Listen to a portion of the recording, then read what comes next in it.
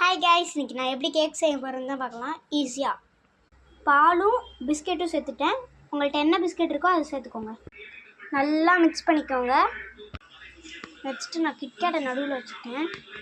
தண்ணி ஊற்றிட்டு கேக்கை நடுவில் வச்சுட்டோம். நல்லா க்ளோஸ் பண்ணிடணும். குக்கர் மூடி இந்த இருக்குது வச்சு க்ளோஸ் பண்ணிடுங்க. 10 மினிட்ஸ் குக்கரில் வச்சுங்க. இப்போ லைட்டாக வெந்துருச்சு. இதுக்கப்புறம் நம்ம இறக்கி வச்சிட வேண்டியதான்.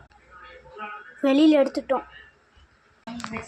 தொட்டு பார்த்தீங்கன்னா ஒரு மாதிரி உள்ளே போகிற மாதிரி இருக்கும். அதுக்கு என்ன பண்ணணும், நான் அதுக்காண்டி ஃப்ரிட்ஜில் வச்சுருக்கேன்.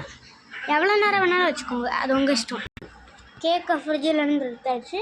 இப்போ நல்லா சாஃப்டாக இருக்குது. இதுக்கப்புறம் கொட்டிட வேண்டியதான். கேக்கு நான் ஃப்ரிட்ஜிலேருந்து எடுத்தோன்னே நான் அப்படியே பிச்சு எடுத்துட்டேன். ரொம்ப சாஃப்டாக இருக்குது. பாய். உங்களுக்கு இந்த வீடியோ பிடிச்சுன்னா லைக் அண்ட் சப்ஸ்கிரைப் பண்ணுங்கள். பாய்.